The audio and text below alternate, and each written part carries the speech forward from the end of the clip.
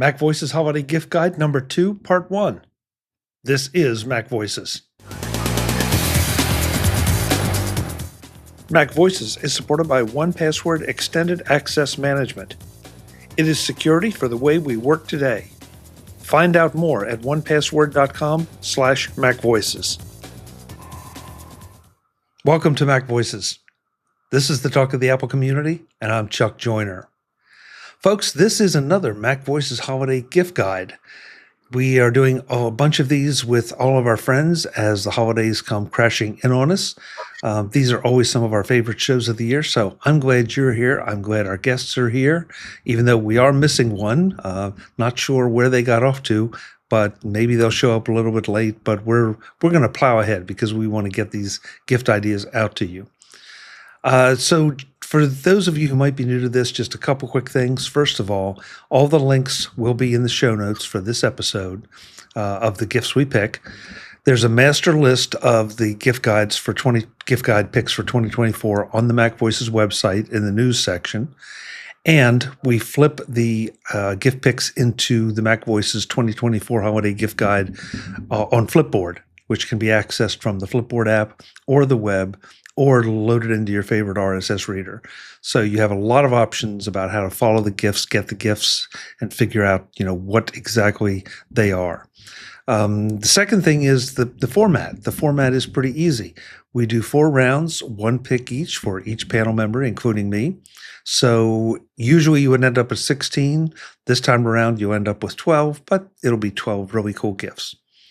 So with that, let's find out who's here this time. And I'm not going to announce who's not here because they hopefully will either get back to me or line up with another panel at some point. From the MacVoices Live panel, Mr. Mark Fuccio. Mark, great to have you. Hello. Happy holidays. Happy holidays. I hope everybody has this before they have Thanksgiving. So if not, I hope you had a great Thanksgiving. Exactly. Yeah, it's kind of tight this year between Thanksgiving and Christmas. So and Christmas is on a Wednesday, which is always weird. So, but that's the way it falls. Also joining us is our videographer friend extraordinaire, Mr. Wally Cherwinski. Wally, it's great to see you. Thank you, Chuck. A pleasure to be back again. And as we record this, you mentioned U.S. Thanksgiving, but let's not forget Black Friday, and then there's Cyber Monday, and then the holidays start in earnest. So it is indeed a gift season. It is, which is exactly why we do these things at the end of the year, because it's the time everybody's thinking about what they want to give, what they want to get for somebody else, what they may want to get for themselves.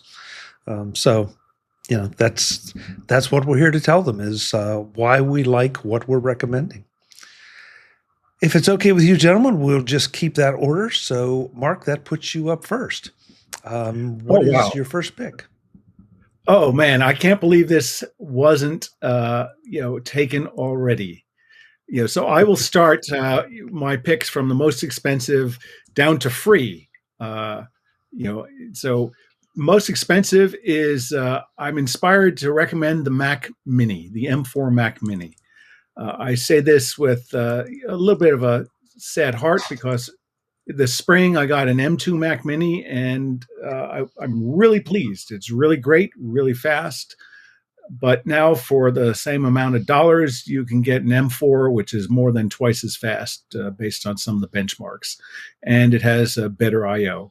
So whether you go with $599 for the entry-level model, or if you upgrade the number of graphic cores and RAM memory or SSD memory, you know what? I think you're going to be happy beyond belief with that as a Mac, just as long as you have an external monitor.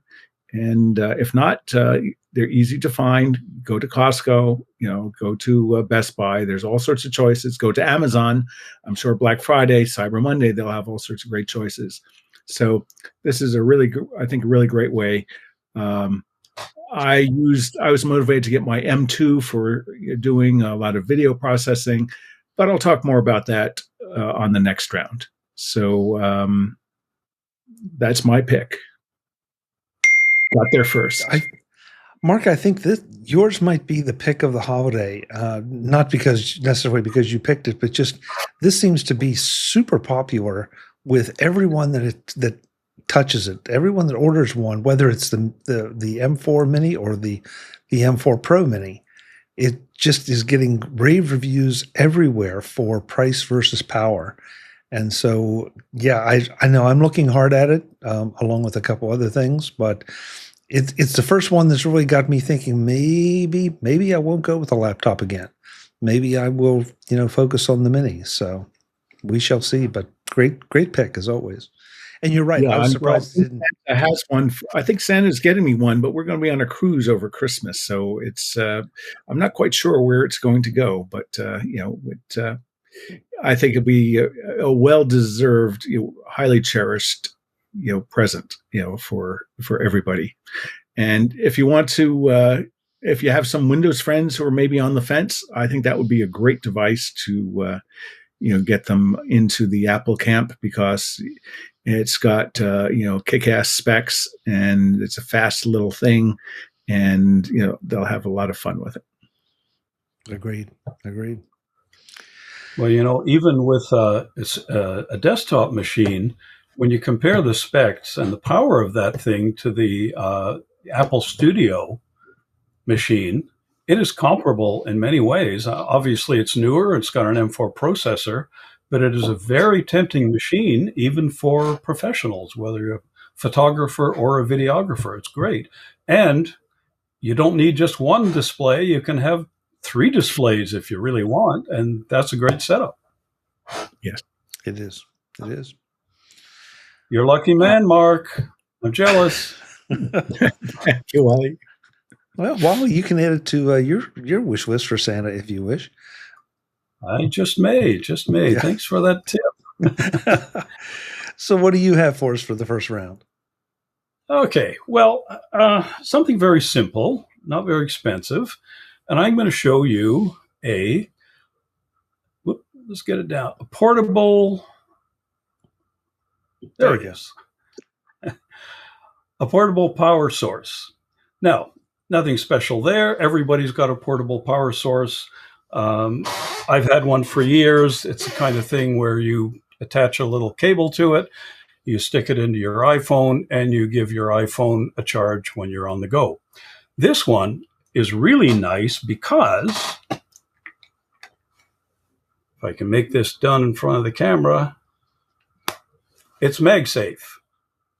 So you can attach it to your case and it isn't going to fall off, and you don't need that cable that tethers you and the power pack and the phone. And it's really convenient if you're shooting photos or video. You attach the thing and you just keep on shooting, and there's not a thing that gets in your way. Its capacity is about 10,000 milliamp hours. That should give you 1.5 full charges for your phone. You can also get it with a very short little cable that connects here and then connects to your phone, so it'll charge even faster. And if you charge that way, it's rated at 20 watts. So in my case, when I go on a trip, Mark is going on a cruise, classic idea. So if you're on a cruise and you're on an excursion, say you leave at 8 o'clock in the morning, you're going on a bus to see a site somewhere, well, you're not going to get back quite often till supper time on the ship. So the thing is, your phone probably is going to get a little bit low in power by the end of the day, especially if you're shooting video or if you're shooting a lot of photos. Happens to me all the time. So I have been taking those kinds of power packs with me, and they're a boon. This one in particular, I love it because it's so convenient. You take it in your pocket when you're not using it, and you just stick it on your case when you are, and it's good to go. So very convenient. It's less than $30. So can't beat it. Wow, less than 30. That's not bad at all. Yeah. Who's the manufacturer on that, Wally? That one is INIU, INIU. I'll give you the link for the show notes. It's one of Amazon's picks. So they seem to like it and people seem to like it. So good deal. Excellent. Well, my first pick is something that I'm using right now. I have been using for a few weeks, and I've really loved it. It is the Shure MV7 Plus podcast microphone. This is probably only about the second or third time in the history of MacVoices that I've changed the microphone I use on a regular basis. I saw this at CES, at NAB this year, and was very, very impressed because not only is it just a great microphone, of course it's Shure, so that says it's a great microphone, but it also comes with a companion application that lets you do a lot of the things that you might usually do with an outboard processor.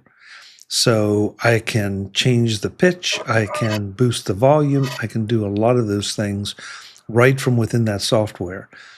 It is both a USB and XLR. To use that software, obviously I have to be running it through my Mac, so I have it plugged into the Mac and then make the adjustments. But if I need it to act just as an XLR, then I can do that as well. If I need to use it with a recording device that doesn't have USB or doesn't require it, or I just don't want to be carrying a MacBook around with me, I can plug this right in, something like a Zoom, for example. A Zoom recorder. So it's just one of those that has a lot of great features. Shure is a phenomenal name, of course, and I've really, really enjoyed it. The only reason I'm not lifting it up to show it to you is because, then you would hear this big crash. So, because it's no matter how good the muting is, it doesn't work quite that well. So I would tell anybody that if they're interested in upping their mic game from what they're using now, if you're not quite happy, or if you just want some of these features, check it out. The Shure MV7 Plus, which is the newest one, and it's the one that works with the software. So I have to ask the question, Chuck. Sure. In all the years you've been doing podcasting and interviews, etc., how often have you upgraded or changed your audio equipment? A fair question, Wally. When you say audio equipment, pardon me, as I said, with microphones, I think I've only upgraded 2 or 3, maybe 4 times across the years. But I've had various audio interfaces and some of the extra hardware associated with it. And for better or worse, right now, that's all in the basement because the software on this does everything I want it to do, everything all that hardware did, and it comes with the device. So that was one of my big reasons for switching, is just less gear, and the controls are a lot more, I think, obvious within the software than they were sometimes with the hardware. So I know we all like to laugh at Guy Searle that he has a bit of a microphone fetish, and I've tried different mics, but honestly, at times, I either can't hear the difference or it's not appreciable. But this, I feel like, has made a difference. It's got a little different sound, not bad. Just it's kind of like a steak and shrimp thing. It's just a little different. But yeah, I would encourage anyone to grab it. And from the image that was up on the screen a minute ago, you can see there's an LED color band around the top of it.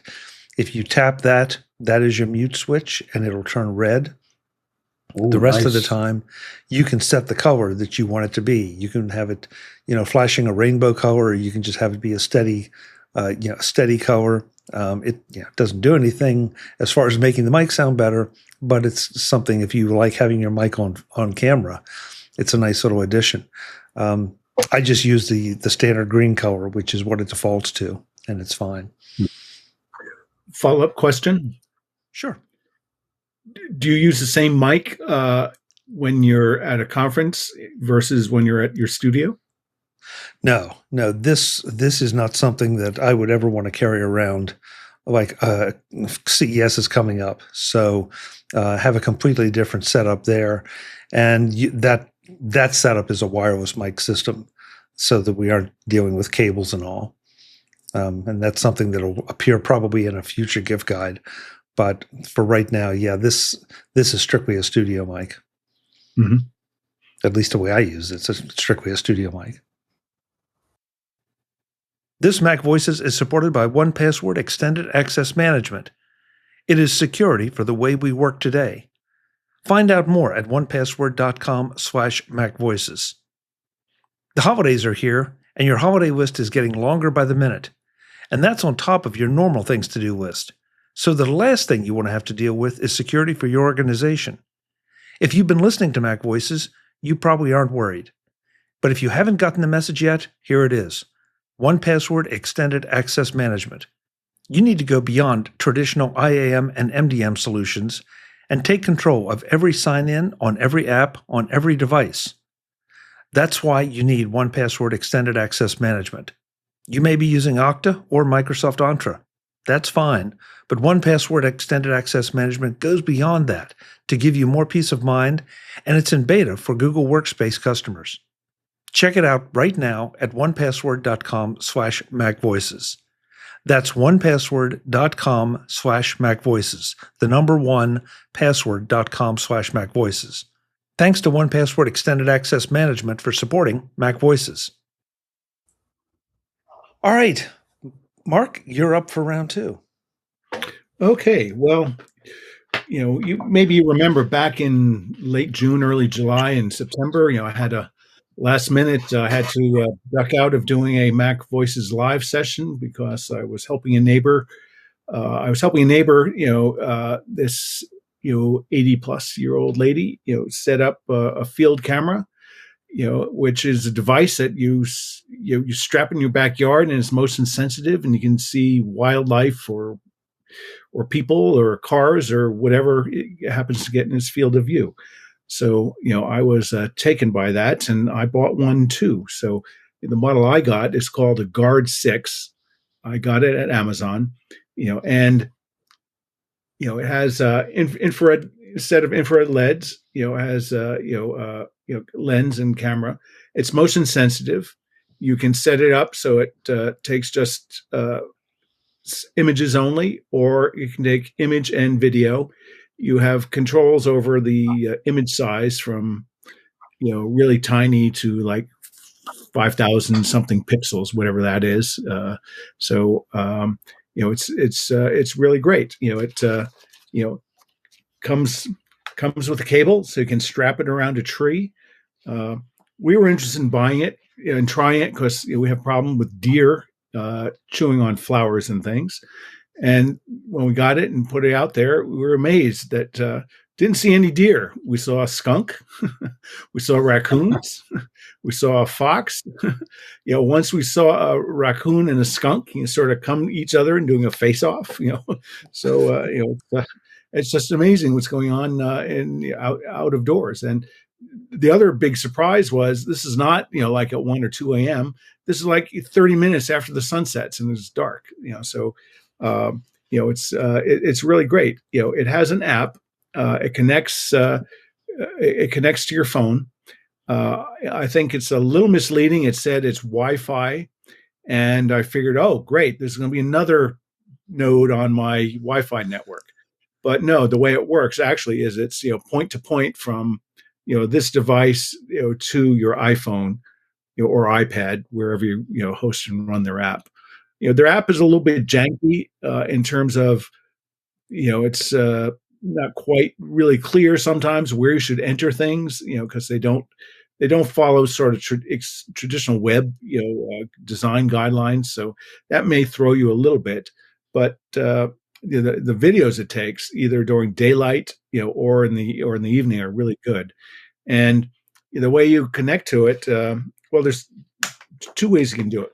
Through the app, you can connect to it so you can see what's on the device's camera roll. You initially connect through Bluetooth, and then it sets up a Wi-Fi connection, and you can connect to it.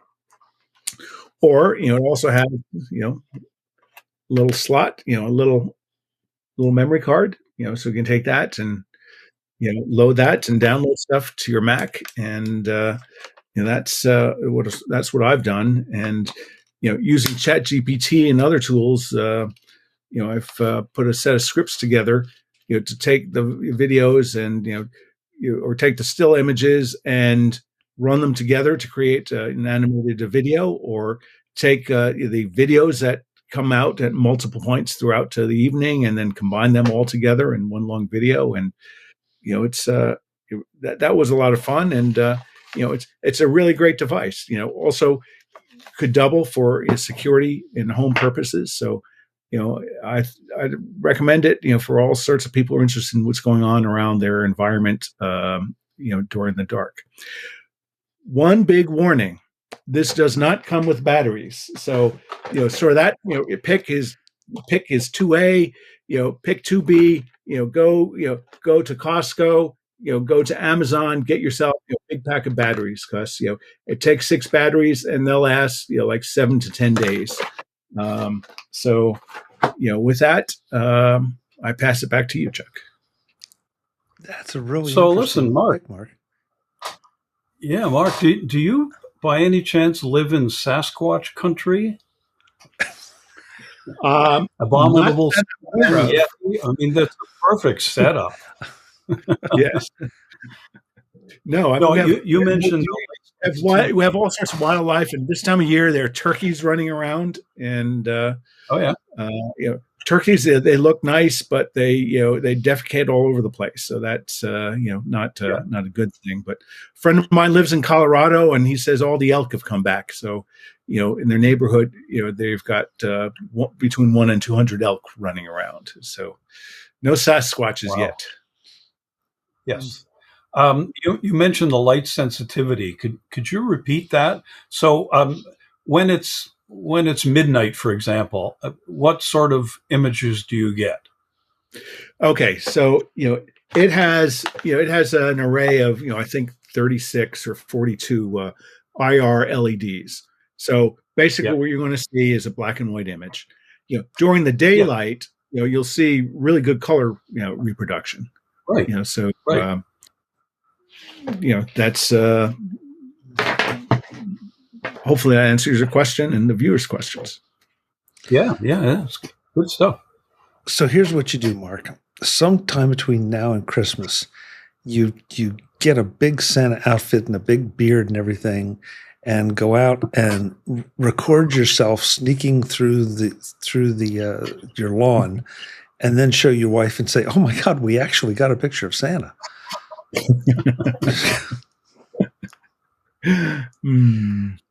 Yeah. Okay, don't tell her I suggested it, please. She'll come for me. Wally, what do you have for the second pick? Well, I remember last year during the gift guide, we chatted with Bart Buchatz. And if you recall, Bart told us that he loves to swap out different bands for his Apple Watch. Well, there's something else you can try to add a little variety to your watch wardrobe. It's a simple snap-on case, and it looks like this. They come in different colors, and you add it, you snap it onto your watch, and it changes your watch's personality just like that. So, for example, here is my watch. This is a Series 8. The original color was, I think it's called Midnight. But I can easily make it red or silver. And I change mine every month or so. And whenever I do, it almost feels like I have a new watch. So it's a lot of fun for under $10. And I'll add a link to the show notes to get you started. But really, the trick is to go on Amazon and find one that fits your own model of watch and the size of watch you have. But for $10 to change your watch's personality, it's a really good deal. A lot of fun. Wally, I really like that. I've seen. I think it's interesting, and I will go and look it up after the show. But it looks like that's its primary purpose, is to change the color, change the personality of the watch. I've seen something like that are marketed as screen protectors, but they seem to be trying to to hide themselves, not to be obvious. That is just very proudly, hey, it's different and it's on my watch, and it's, it doesn't affect any function or anything. No, and actually, I should have mentioned that because it also does protect your watch face against scratches and knocks. This is solid. It's a sort of a plastic cover. And amazingly, it does not interfere with the touch sensitivity of your watch face. So it actually does both. It gives you the color change, plus it gives you a little bit of protection. So if you're in a situation where you could knock your watch against something and you're afraid of little dings and nicks, it's a good protection for you. Very nice. Very nice. Yeah. $10. Didn't see that coming. Okay, great. Again, there are a lot of different models out there. You'll have to hunt and peck a little bit to find the one that's best for you. You find the color you want. Sizes are all different, but you could even buy sets of a dozen with different colors and just go absolutely crazy. I hope Bart sees this, because he'll be watching, matching that with his watch, all his watch bands. I like it. Yes. I was going to say this until later, but frankly, I don't want it stolen by anyone. So this is another thing that I'm using right now. It's the Insta360 Link 2 PTZ webcam. This is the second iteration of Insta360's webcams. I'd used the first one for probably a year and a half. They came out with this one. It's got a larger sensor, so the light sensitivity is a little bit better. They retained all the best features of the old one and have added new features, both in hardware and software. It retails at around $199. I don't know if it'll be on sale for the holidays or not, but it's absolutely worth checking out. Webcams are something, and Apple has done a better job through their computational photography of giving you some really great pictures, image quality coming out of all of their Macs that have cameras. That said, though, they're static cameras. This is PTZ is point tilt zoom. And so I can do just that. And I'm not going to do it because then it gets really confusing for the viewer. But I can give it a hand signal, and then if I move left, right, up, down, whatever, it will track me. Or I can set up preset locations or angles for the camera, and then in the control software, just tap it, and it'll shoot left, shoot right, look over my shoulder, look over my head, whatever I've set that to. Also has one of those features, you've probably seen this in some of the Apple photos or Apple commercials, that'll do a desk view. So if I hit that view, it'll look down at my desk and show you everything that's on my desk. So that instead of having to do a screen share or anything, I can just actually demo something or show it to you right here. And I believe Webb Bixby said that he uses that feature almost as kind of a whiteboard, where he will write, he'll be able to write things on his desk and have it projected, not projected, but viewed by the camera for people to see on the other end. So it's a great little camera. Probably the top feature, though, as far as I'm concerned, is something that was on the first link. And that is that the camera, because of the way the camera is mounted, when you power it down or turn it off, and I should say first, there's a very, very, very obvious green ring around the camera that I'm looking at right now, so that there's no question it's on. But if you power the camera down, I'm about to give it a hand signal. Sorry, the camera itself will flip down. I mentioned you can point it up, or you can also point it down. It'll flip the whole way down, so that the only thing it's looking at is its base. So it's absolutely obvious that it's not being it couldn't be hacked or be looking at anything like maybe your MacBook camera can, because you don't. Yes, there's a little indicator light, but you're never quite sure. And so this way, you don't have any of those little pieces of tape or whatever kit that you need to carry with you to cover your camera, or have it at home to cover your camera. This way, you're absolutely sure that you're not being watched or haven't inadvertently turned the camera on. And that's something I know people that have done that. And, sometimes it can lead to embarrassing situations or things that, they record or broadcast things that people would rather not have seen. So, this Insta360 has been killing it with all of their cameras. And this is just my latest purchase of one of their products, and I'm delighted with it. And I know if you have a desire to have a really, really good webcam, you will be too. Question. Yes, sir. I took a quick look at Amazon for it, and I saw there's a number of models in their family. Looking at the picture without studying the specs, it's hard to get a sense of its physical size. So, could you comment on that? And is this what sort of Mac do you have it mounted on? Good question, Mark. Because the particular one that I am using is the one that has a magnetic mount, but also a clip mount. So I have it sitting on top of a monitor right now, as opposed to on top of a notebook or a larger device. But they also make one that it is not point tilt zoom PTZ. It is just a fixed focus kind of things, or fixed location that is intended more for laptops. The question of how big it is, I'm trying to get an idea here. Okay, so let's see. Yeah, it's about the width of a Post-it, and okay, it is about 2/3 the height of a Post-it. So that'll give you. It's larger than a lot of the cameras, the webcams I've seen, but it's not obnoxiously so. And it has to be in order to have that pan tilt zoom functionality, because it has to have a little room to maneuver. So hopefully that sheet doesn't have your passwords on the other side. No, it doesn't. It just has reminders of people I'm supposed to call. That's why I was trying to show you the blank side. Maybe I inadvertently. The good thing is, with my handwriting, I'm not worried. It's automatic security. So yeah, Chuck.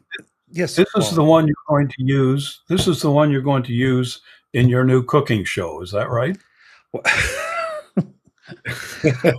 Yes, it is, Wally. I heard a rumor. I don't know if it's true or not, but as soon as I decide to do a cooking show, this would be the camera that I'll use. Yes, you're right. That's what I thought. Boil water with Chuck Joyner. Come on now, Mark. And no, it would burn water. We'd be grilling steaks, is what we'd be doing. Okay, there you go. There you go. We're back next time with the second part of MacVoices Holiday Gift Guide number 2. I'm Chuck Joyner. I'll see you then.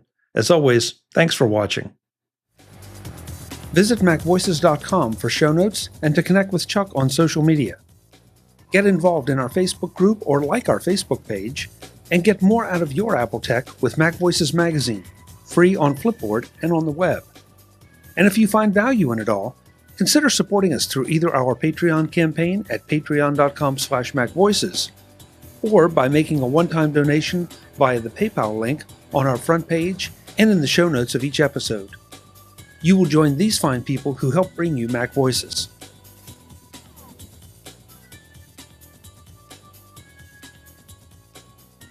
Advertising handled by Backbeat Media at backbeatmedia.com. Bandwidth provided by CashFly at cashfly.com.